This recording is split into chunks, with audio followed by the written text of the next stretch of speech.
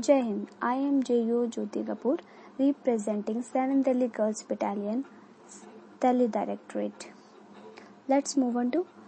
I would like to expand on the topic of introduction to Constitution of India. I am about to discuss introduction, history and preambles, Constituent Assembly, framing of Indian Constitution and its conclusions. Let's begin the session.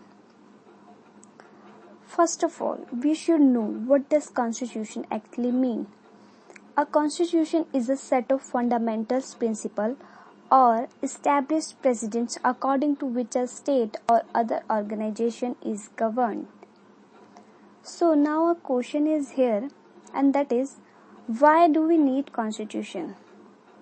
So it generates trust that is necessary for different kinds of people to lead together. It specifies how the government will be constituted, which means who will have the power and what decision will they be responsible for. It lays down limitation on the power of the government and makes the citizens aware of their rights. It defines the nature of political system of a country.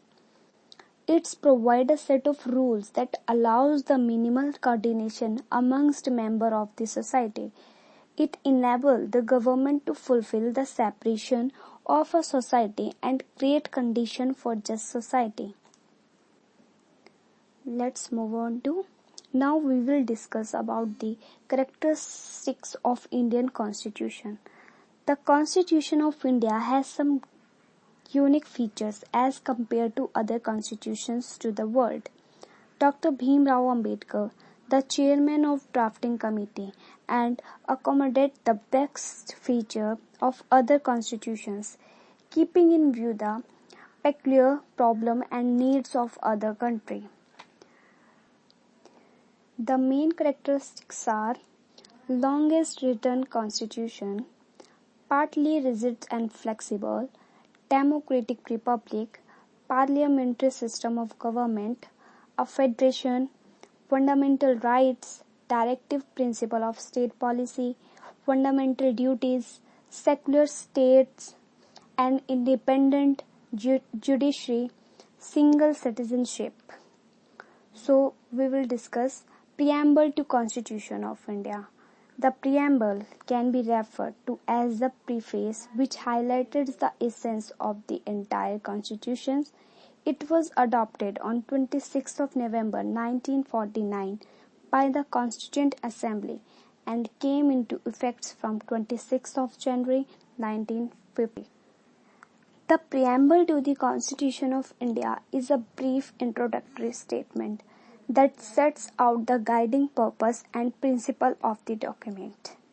Now the question is, what does preamble actually mean? So the first word of the preamble, we the people, signifies that the power is ultimately vested in the hands of the people of India. So far the preamble has been amended only once in 1976 by 42 amendment, which inserted the words socialism, secularism and integrity. Moving towards the next point, framing of Constitution of India. So, some objectives of it are here.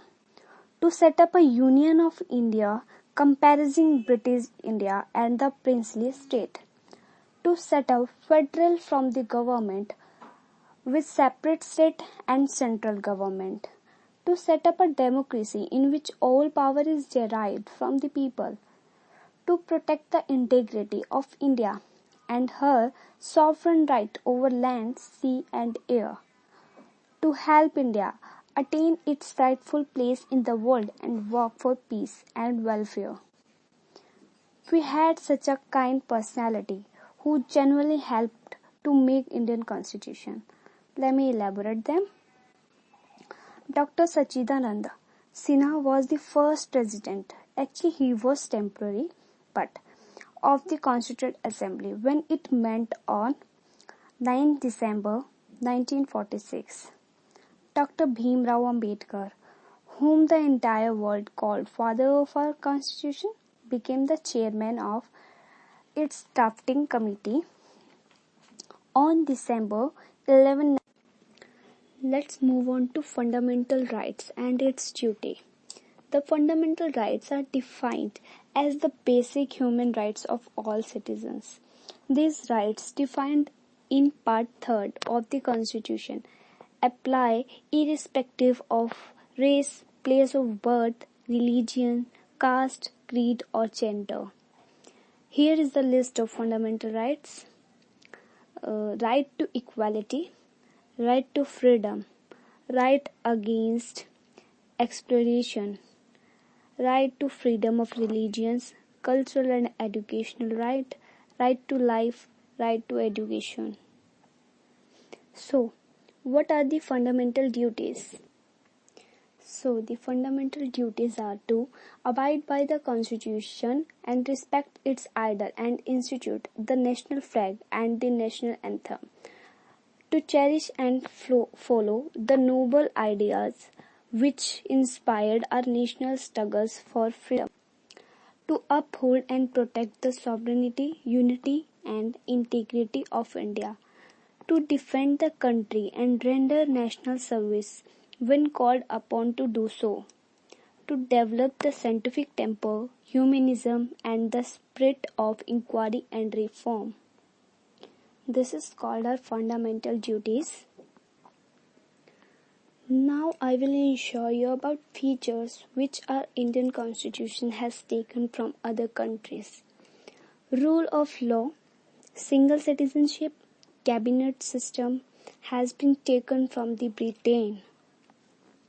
Directive principle of state policy, method of election of the president has been adopted from Ireland. Removal of Supreme Court and High Court judges, fundamental rights, judicial review has been adopted by the USA. Centre appoints the government at the state has been adopted by the Canada. Now the time is to sum up the main aspects. The Constitution of India has several unique features. It's the lengthiest constitution in the world. It's a combination of rigidity and flexibility. It's a quasi-federal system of government. It's a very clear